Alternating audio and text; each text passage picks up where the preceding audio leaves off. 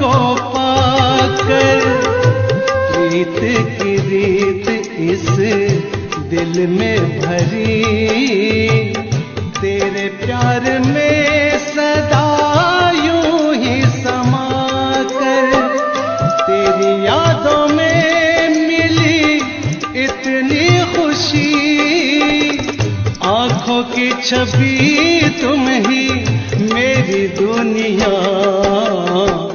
तेरे बिन ओ प्यारे बाबा क्या है जिंदगी, जिंदगी हुई अब तो तुमसे हंसी,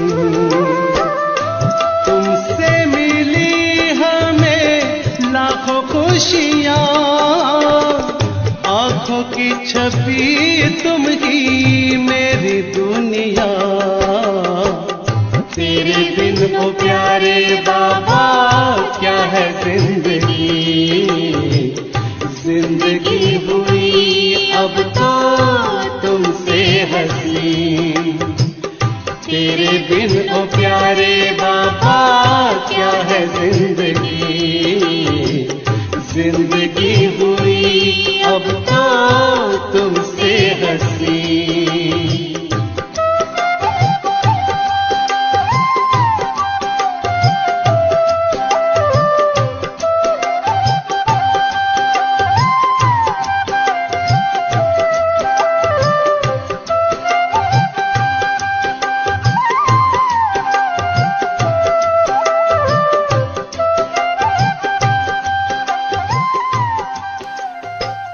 ओम शांति। सत्य चित आनंद स्वरूप सत्यम शिवम सुंदरम शिव बाबा हमें सत दुनिया में जाने के लिए, सत्य मार्ग पर ले जाने के लिए प्रतिदिन श्रीमत देते हैं, ताकि हम कलयुगी दुनिया में रहते हुए भी माया के कुसंग से बच सकें, ताकि हम इस दुनिया में हर कर्म करते हुए कर्मों के प्रभाव से अतीत रह सकें। बाबा हमें मनसा के लिए, वाचा के लिए, कर्मणा के लिए, संबंध संपर्क के लिए, तन के लिए, धन के लिए विशेष परहेज सिखाते हैं। वास्तव में ये परहेज ही, ये व्रत ही आत्मा के अंतर की वृत्तियों को परिवर्तन करने का आधार है, और ये आंतरिक वृत्ति एक पवित्र सृष्टि का निर्माण करने का आधार है। इसलिए बाबा हम बच्चों को देह और देह से संबंधित हर बात की बहुत ही गहरी परहेज सिखाते हैं।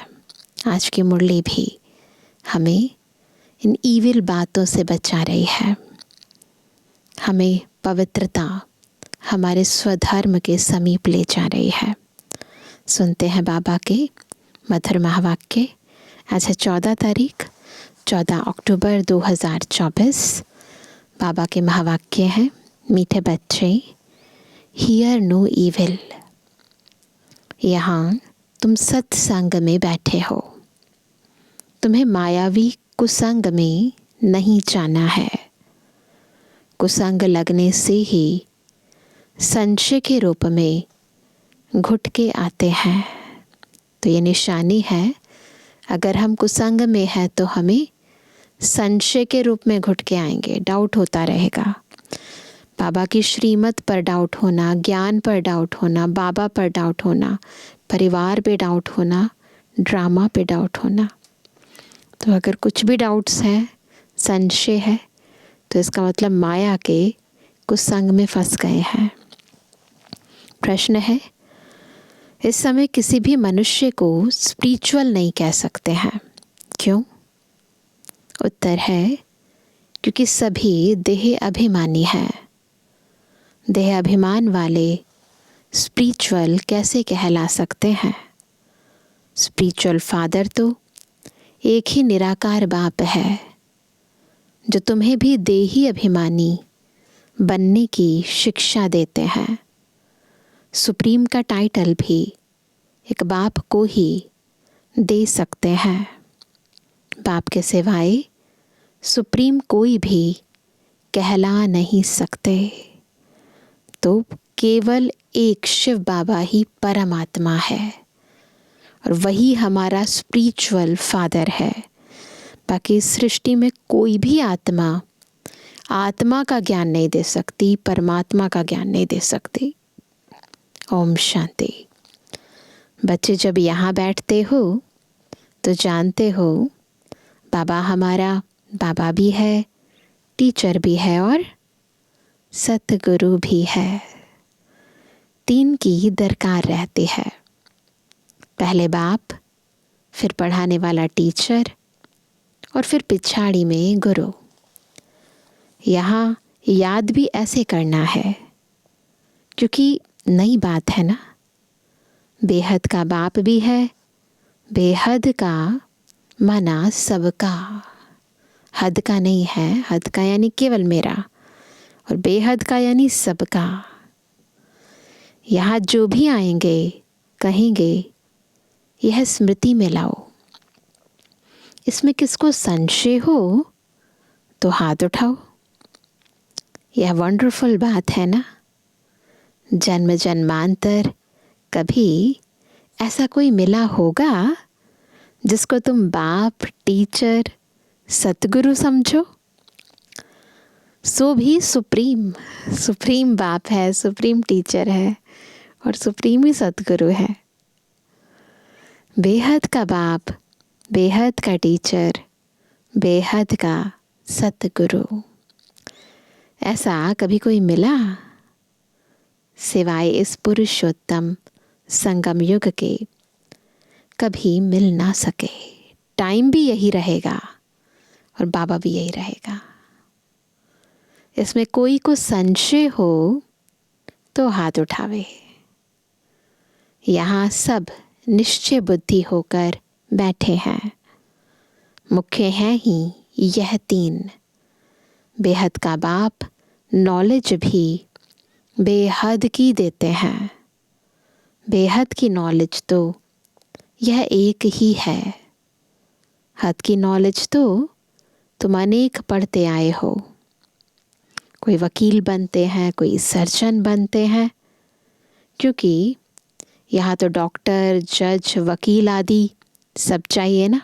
कलयुग में तो बीमारी है तो डॉक्टर भी चाहिए, है ना। झगड़े हैं तो वकालत करने वाले वकील भी चाहिए, फिर जज भी चाहिए। वहाँ तो दरकार नहीं। यहाँ दुख की कोई बात ही नहीं। तो अब बाप बैठ बेहद की शिक्षा बच्चों को देते हैं। बेहद का बाप ही बेहद की शिक्षा देते हैं। फिर आधा कल्प कोई शिक्षा तुमको पढ़ने की नहीं है। आधा कल्प तक ये सारी पढ़ाई नहीं पढ़नी पड़ेगी। एक ही बार शिक्षा मिलती है जो 21 जन्मों के लिए फलीभूत होती है, अर्थात उनका फल मिलता है। वहाँ तो डॉक्टर, बैरिस्टर, जज आदि होंगे सतयुग में? होते नहीं। यह तो निश्चय है ना, पक्का पता है ना वहाँ नहीं होगा। बरोबर ऐसे है ना।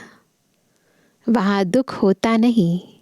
दुखी नहीं होता तो फिर इन सब चीज़ों की दरकार नहीं, इन सारे ओहदों की दरकार नहीं। कर्म भोग होता नहीं। बाप कर्मों की गति बैठ समझाते हैं। वह गीता सुनाने वाले कैसे सुनाते हैं? बाप कहते हैं, मैं तुम बच्चों को राजयोग सिखाता हूँ। उसमें तो लिख दिया है श्री कृष्ण भगवानुवाच, परंतु वह है दैवी गुणों वाला मनुष्य। शिव बाबा तो कोई नाम धरते नहीं, उनका दूसरा कोई नाम नहीं।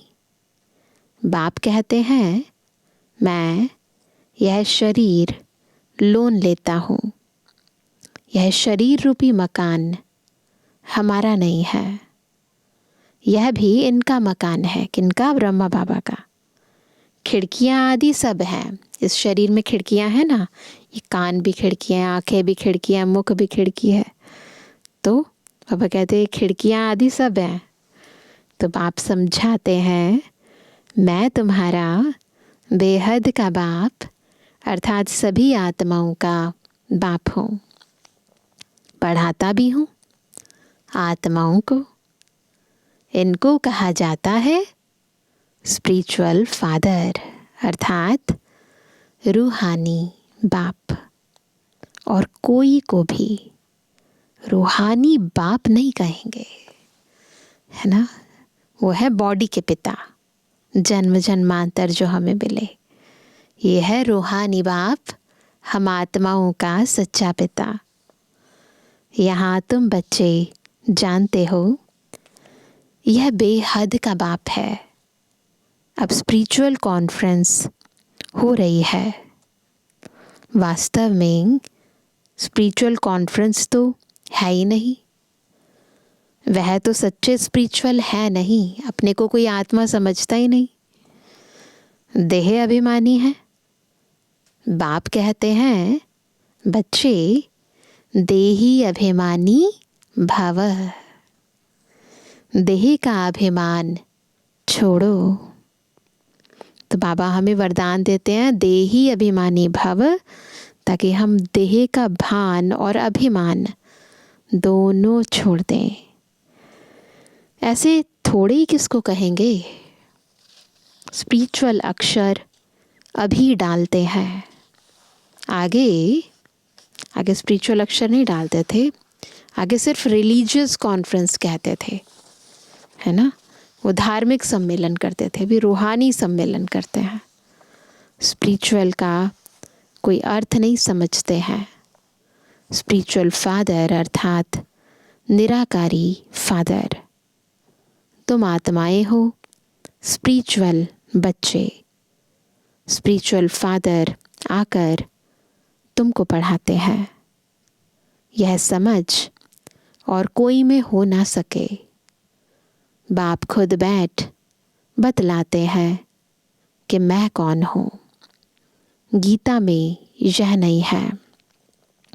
मैं तुमको बेहद की शिक्षा देता हूँ।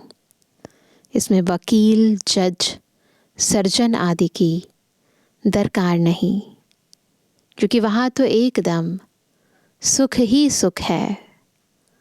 दुख का नाम निशान नहीं होता, न नाम है ना कोई निशान है। जैसे यहाँ पर सतयुग का निशान तो है ना, निशानियाँ तो है ना। श्री लक्ष्मी नारायण के मंदिर हैं, देवी देवताओं के मंदिर हैं, परंतु वहाँ निशान भी नहीं रहेगा। यहाँ फिर सुख का नाम निशान नहीं है। इसको कहा जाता है प्रायलोप। सुख तो कागविष्टा समान है। जरा सा सुख है तो बेहद सुख की नॉलेज दे कैसे सकते। पहले जब देवी देवताओं का राज्य था तो सत्यता 100% थी। अभी तो झूठ ही झूठ है। यह है बेहद की नॉलेज। तुम जानते हो यह मनुष्य सृष्टि रूपी झाड़ है, जिसका बीज रूप मैं हूँ। उनमें झाड़ की सारी नॉलेज है। मनुष्यों को यह नॉलेज नहीं है। मैं चैतन्य बीज रूप हूँ। मुझे कहते ही हैं ज्ञान का सागर। ज्ञान से सेकंड में गति सदगति होती है। मैं हूँ सबका बाप। मुझे पहचानने से तुम बच्चों को वर्षा मिल जाता है, परंतु राजधानी है ना। स्वर्ग में भी मर्तबे तो नंबरवार बहुत हैं। बाप एक ही पढ़ाई पढ़ाते हैं, पढ़ने वाले तो नंबरवार ही होते हैं। इसमें फिर और कोई पढ़ाई की दरकार नहीं रहती। वहाँ कोई बीमार होता नहीं। पाई पैसे की कमाई के लिए पढ़ाई नहीं पढ़ते हैं। यहाँ किस लिए पढ़ाई पढ़ते हैं? ताकि बच्चे पढ़े लिखे और फिर अच्छी नौकरी करें। वहाँ पर नौकरी के लिए कोई पढ़ाई नहीं पढ़ता है। तुम यहाँ से बेहद का वर्षा ले जाते हो, वहाँ यह मालूम नहीं पड़ेगा कि यह पद हमको कोई ने दिलाया है। यह तुम अभी समझते हो। हद की नॉलेज तो तुम पढ़ते आए हो। अब बेहद की नॉलेज पढ़ाने वाले को देख लिया, जान लिया। जानते हो बाप भी है, टीचर भी है। हमको आकर पढ़ाते हैं। सुप्रीम टीचर है, राजयोग सिखलाते हैं। और फिर कौन है?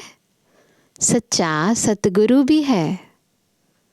यह है बेहद का राजयोग। सब आत्माओं को राजयोग सिखा रहे हैं।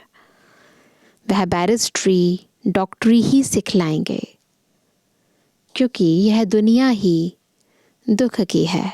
तो इसलिए दुख धाम में जिस चीज़ की ज़रूरत है वही पढ़ाई पढ़ाएंगे। वह सब है हद की पढ़ाई, यह है बेहद की पढ़ाई। बाप तुमको बेहद की पढ़ाई पढ़ाते हैं, यह भी जानते हो। यह बाप टीचर सतगुरु कल्प कल्प आते हैं, फिर यही पढ़ाई पढ़ाते हैं सतयुग त्रेता के लिए। फिर क्या होता है? फिर प्रायलोप हो जाता है, दुख की प्रारब्ध पूरी हो जाती है। ड्रामानुसार यह बेहद का बाप बैठ समझाते हैं। उनको ही पतित पावन कहा जाता है। श्री कृष्ण को त्वमेव माताश्च पिता व पतित पावन कहेंगे क्या? श्री कृष्ण सभी के माता पिता हैं। वो तो छोटा बेबी दिखाते हैं उल्टा। और फिर पतित पावन कोई कहेगा उन्हें? नहीं। इनके मर्तबे और उनके मर्तबे में रात दिन का फर्क है। अब बाप कहते हैं मुझे पहचानने से तुम सेकंड में जीवन मुक्ति पा सकते हो। अब श्री कृष्ण भगवान अगर होता, सपोज अगर होता, तो कोई भी झट पहचान ले। श्री कृष्ण का जन्म कोई दिव्य अलौकिक नहीं गाया हुआ है, सिर्फ पवित्रता से होता है। ये ठीक है कि पवित्रता से होता है, लेकिन होता तो लौकिक रीति है ना, माँ के गर्भ से होता है ना। तो अलौकिक जन्म केवल एक शिव बाबा का होता है। बाप तो कोई के गर्भ से नहीं निकलते हैं। समझाते हैं मीठे मीठे रूहानी बच्चों, ऐसे समझाते हैं। रूह ही पड़ती है। सब संस्कार अच्छे व बुरे रूह में रहते हैं। जैसे जैसे कर्म करते हैं उस अनुसार उन्हें शरीर मिलता है। कोई बहुत दुख भोगते हैं, कोई काने, कोई बहरे होते हैं। कहेंगे पास्ट में ऐसे कर्म किए हैं जिसका यह फल है। आत्मा के कर्मों अनुसार ही रोगी शरीर आदि मिलता है। अभी तुम बच्चे जानते हो हमको पढ़ाने वाला है कौन है? कौन पढ़ा रहा है ये पढ़ाई हम सबको? God father, God teacher, God preceptor है। उसको कहते हैं गॉड, परमात्मा। उसको मिलाकर परमात्मा कहते हैं, सुप्रीम सोल। ब्रह्मा को तो सुप्रीम नहीं कहेंगे। सुप्रीम अर्थात ऊंच ते ऊंच, पवित्र ते पवित्र। मर्तबे तो हर एक के अलग अलग हैं। श्री कृष्ण का जो मर्तबा है वह दूसरे को मिल नहीं सकता। हर एक का मर्तबा अलग है। प्राइम मिनिस्टर का मर्तबा दूसरे को थोड़ी देंगे। बाप का भी मर्तबा अलग है। ब्रह्मा विष्णु शंकर का भी अलग है। ब्रह्मा विष्णु शंकर देवता है, शिव तो परमात्मा है। दोनों को मिलाकर शिव शंकर कैसे कहेंगे? दोनों ही अलग अलग हैं तो दोनों को मिलाएंगे क्यों? दोनों अलग अलग है ना। न समझने के कारण शिव शंकर को एक कह देते हैं, नाम भी ऐसे रख देते हैं। यह सब बातें बाप ही आकर समझाते हैं। जो जो हम गलतियां करते हैं बाबा आकर उन सबको सुधारते हैं। तुम जानते हो यह बाबा भी है और टीचर भी है, सतगुरु भी है। हर एक मनुष्य को बाप भी होता है, टीचर भी होता है और गुरु भी होता है। जब बूढ़े होते हैं तो गुरु करते हैं।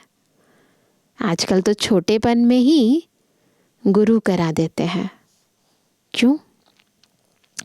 समझते हैं अगर गुरु नहीं किया तो अवज्ञा हो जाएगी। आगे 60 वर्ष के बाद गुरु करते थे। वह होती है वानप्रस्थ अवस्था। वानप्रस्थ का मतलब निर्वाण, अर्थात वाणी से परे, स्वीट साइलेंस होम, जिसमें जाने के लिए आधा कल्प तुमने मेहनत की है, परंतु पता ही नहीं तो कोई जा नहीं सकते। किसको रास्ता बता कैसे सकते? एक के सिवाय तो कोई रास्ता बता ना सके। सबकी बुद्धि एक जैसी नहीं होती है।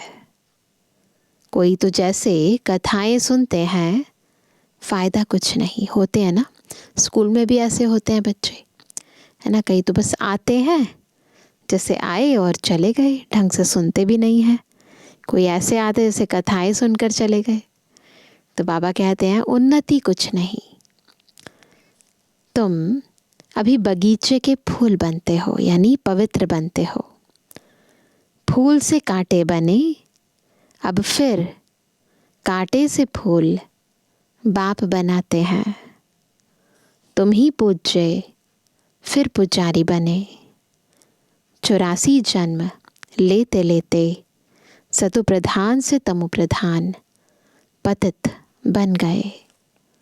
बाप ने सीढ़ी सारी समझाई है।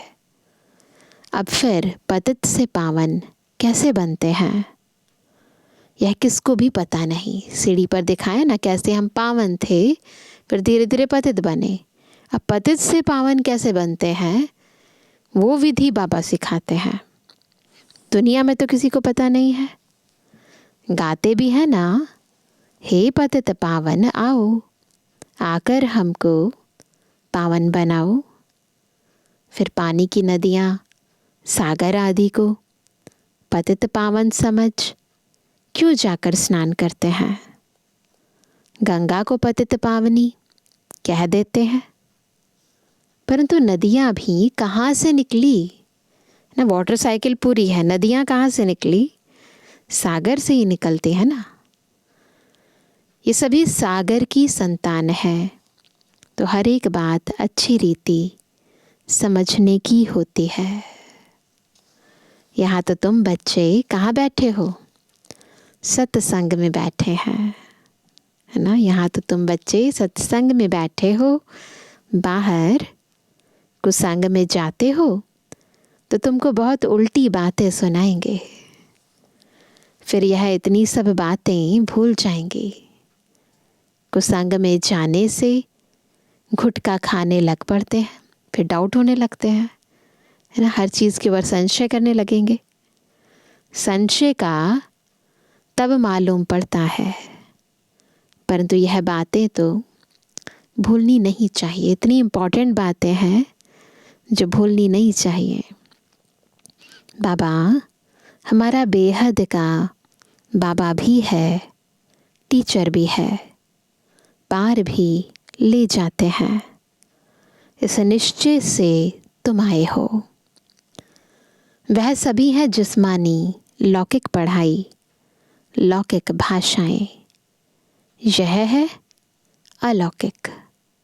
बाप कहते हैं मेरा जन्म भी अलौकिक है। मैं लोन लेता हूँ, पुरानी जुत्ती लेता हूँ, पुराना शरीर ब्रह्मा बाबा का। सो भी पुराने ते पुरानी, सबसे पुरानी है यह जुत्ती। यानी वो आत्मा का शरीर जो सबसे पहले आई आत्मा, तो वो है सबसे पुरानी जुत्ती उसकी। बाप ने जो लिया है इसको लॉन्ग बूट कहते हैं। बाबा ब्रह्मा बाबा को लॉन्ग बूट भी कहते हैं। यह कितनी सहज बात है। यह तो कोई भूलने की नहीं है, परंतु क्या होता है, भूल जाते ना, क्यों? परंतु माया इतनी सहज बातें भी भुला देती है। बाप भी है, बेहद की शिक्षा देने वाला भी है, जो और कोई दे ना सके। बाबा कहते हैं भल जाकर देखो कहाँ से मिलती है दुनिया में कोई ऐसी रूहानी शिक्षा देता है। सब है मनुष्य, वह तो यह नॉलेज दे ना सके। भगवान एक ही रथ लेते हैं, केवल एक रथ लेते हैं, जिसको भाग्यशाली रथ कहा जाता है, जिसमें बाप की प्रवेशता होती है। पद्मा पदम भाग्यशाली बनाने, बिल्कुल नज़दीक का दाना है ब्रह्मा बाबा। वो आत्माएं जो बाबा के सबसे नज़दीक है। ब्रह्मा सो विष्णु बनते हैं, शिव बाबा इनको भी बनाते हैं, तुमको भी इन द्वारा विश्व का मालिक बनाते हैं। विष्णु की पुरी स्थापन होती है। क्या हो रही है इस समय? विष्णुपुरी स्थापन हो रही है। इसको कहा जाता है राजयोग, राजाई स्थापन करने लिए। अभी यहाँ सुन तो सब रहे हैं, परंतु बाबा जानते हैं बहुतों के कानों से बह जाता है ना? ऐसा होता है। कोई धारण कर और सुना सकते हैं, उनको कहा जाता है जो धारण करके सुना सकते हैं। उनको क्या कहते हैं? महारथी। सुनकर फिर धारण करते हैं, औरों को भी रुचि से समझाते हैं। महारथी समझाने वाला होगा तो झट समझेंगे। घोड़े सवार से कम, प्यादे से और भी कम। तो धारणा कम, तो फिर दूसरी आत्माओं को समझाएंगे तो वो भी धारण कम ही करेंगी। यह तो बाप जानते हैं कौन महारथी है, कौन घोड़े सवार है। बाबा को तो सब पता चलता है ना। अब इसमें मूंझने की तो बात ही नहीं, कंफ्यूज होने की बात नहीं है, परंतु बाबा देखते रहते हैं। बच्चे मूंझते हैं, फिर झुटके खाते रहते हैं, आंखें बंद कर बैठते हैं। कमाई में कभी घुटका आता है क्या? पैसे आ रहे हो तो घुटका आएगा? झुटका खाते रहेंगे तो फिर धारणा कैसे होगी? है ना, क्लास में कहीं झुटका खाते हैं, पापा कहते हैं कि अगर झुटका खाएंगे तो धारणा कैसे होगी? उबासी से बाबा समझ जाते हैं यह थका हुआ है। कमाई में कभी थकावट नहीं होती। उबासी है उदासी की निशानी। माया का दास है ना, उसको अक्सर कहते हैं कि वो है उदास, माया का दास। कोई ना कोई बात के घुटके अंदर खाने रहने वालों को उबासी बहुत आती है। अभी तुम बाप के घर में बैठे हो तो परिवार भी है, टीचर भी बनते हैं, गुरु भी बनते हैं, रास्ता बताने के लिए। मास्टर गुरु कहा जाता है। तो अब बाप का राइट हैंड बनना चाहिए ना। बैठे हैं, पढ़ रहे हैं, तो बाबा का राइट हैंड बनना चाहिए ना, जो बहुतों का कल्याण कर सकते हैं। धंधे सभी में है नुकसान। इस दुनिया के जितने भी धंधे हैं उस सब में नुकसान ही नुकसान है। बिगिर धंधे नर से नारायण बनने के। केवल किसमें फायदा है? ये नर से नारायण बनने का जो धंधा है और अन्य आत्माओं को बनाने का जो धंधा है, इसमें ही फायदा है। सभी की कमाई खत्म हो जाती है। नर से नारायण बनने का धंधा बाप ही सिखलाते हैं। तो फिर कौन सी पढ़ाई पढ़नी चाहिए? जिसमें फायदा है या जिसमें नुकसान है? जिनके पास धन बहुत है वो समझते हैं स्वर्ग तो यहाँ ही है। बापू गांधी ने राम राज्य स्थापन किया, हो गया स्थापन। अरे दुनिया तो यह पुरानी तमो प्रधान है ना, और ही दुख बढ़ता जाता है। इनको राम राज्य कैसे कहेंगे? मनुष्य कितने बेसमझ बन पड़े हैं। बेसमझ को तमो प्रधान कहा जाता है। जो तमो प्रधानता या सतो प्रधानता, इसका आधार है समझ यानी बुद्धि। बुद्धि सतो प्रधान और बुद्धि ही तमो प्रधान होती है। समझदार होते हैं सतो प्रधान। यह चक्र फिरता रहता है, तमो प्रधान से सतो प्रधान, सतो प्रधान से तमो प्रधान। इसमें कुछ भी बाप से पूछने का नहीं रहता है। बाप का फर्ज है रचता और रचना की नॉलेज देना। वह तो देते रहते हैं, मुरली में सब समझाते रहते हैं, सभी बातों का रिस्पॉन्ड मिल जाता है। बाकी पूछेंगे क्या? बाबा सब प्रश्नों का उत्तर खुद ही दे देते हैं, पूछने की जरूरत ही नहीं रहती। बाप के सिवाय कोई समझा ही नहीं सकते तो पूछ भी कैसे सकते? यह भी तुम बोर्ड पर लिख सकते हो क्या, है ना? बाहर होर्डिंग बनाते हैं तो क्या लिखें? Ever healthy ever wealthy. 21 जन्म के लिए बनना है तो आकर समझो। क्या बनना है? एवर हेल्दी और एवर वेल्दी। तो हेल्थ मिलेगी योग से, वेल्थ मिलेगी ज्ञान से। तो अगर 21 जन्मों के लिए चाहिए तो आकर समझो। अच्छा, अकाली दल के बेजवानी बच्चों पितृवानी बाप दादा जान सको प्रेम से नंबरवार प्रसाद अनुसार याद कर। रूहानी बच्चों की रूहानी बाप दादा को गुड मॉर्निंग, नमस्ते नमस्ते नमस्ते। धारणा के लिए मुख्य सार है, पहला, बाप जो सुनाते हैं उसे सुनकर अच्छी तरह धारण करना है। दूसरों को रुचि से सुनाना है। एक कान से सुन दूसरे से निकालना नहीं है। कमाई के समय कभी उबासी नहीं लेनी है। दूसरा, बाबा का राइट हैंड बन बहुतों का कल्याण करना है। नर से नारायण बनने और बनाने का धंधा करना है। आज का वरदान है, किसी के व्यर्थ समाचार को सुनकर क्या करेंगे? इंटरेस्ट बढ़ाने के बजाय फुल स्टॉप लगाने वाले परमत से मुक्त भवा। परमत से मुक्त बनना है ना, दूसरे की मति का प्रभाव भी ना पड़े।